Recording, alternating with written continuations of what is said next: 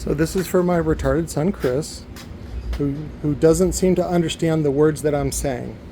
So some of the fancy amps, they don't like to use a cheap looking harness like this that plugs in like usually next to the RCAs. And what's funny is when you use this harness, just like some other amps, the LOC is built into the amplifier. Okay, so you don't need an external LOC. LOC stands for line output converter. Okay, it turns speaker level into RCA. So if your amplifier has one of these harnesses, this amplifier has speaker level input. Okay, so in this version, sometimes to save panel space, board space, they build it into the RCAs and then they give it an optional button. See that button? That's all you got to do is push it in. So it even tells you preamp input, leave it out. Speaker level input, press it in. And then you can go through a set of RCAs. You can use an old set of RCAs, just cut them off. I like to use these harnesses that we got from Rockford, from a Rockford buyout. I just cut it right here so I can use the Molex for something other project. And then this gives you nice 16 gauge or 18 gauge wire to then butt connect to signal. So, and as far as signal goes, I prefer using the rear speakers. If your car is fancy pants and has a built-in subwoofer, what you want to do is disconnect that subwoofer. You do not want to use it.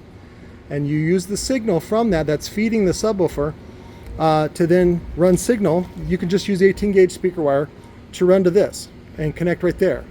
And then what you're left with is an RCA interface. Okay, it's not RCA level, it's high level, right? It's speaker level, but now you have an RCA interface. So you can interface like that. So you can either use a gender bender, which is a male to male, or you can use a very short RCA or a long RCA depending on where you have this harness at. So either way. But I just wanted to make a short video for my retarded son Chris to explain this. Some older amplifiers did this. Diamond Audio did this on their D7 series even. PPI Power Class, they were one of the first companies to do it. Who else? I think ADS also did it. Again, a lot of those were the same designers. And amp manufacturers like to do that. Number one, to give the installer convenience and not have to buy an extra unit.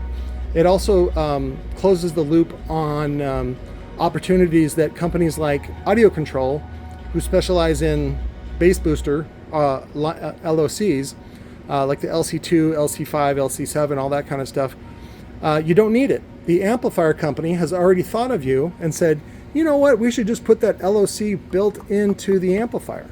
See how that works? So you go, well, I don't know if I can trust that LOC. Well, you should, because the manufacturer of your JL audio amplifier, your Rockford Fosgate amplifier, they've already thought of it. They've already built it into the amplifier. So you don't need an outboard LOC. Okay, does that make sense? I love you guys. Don't be retarded.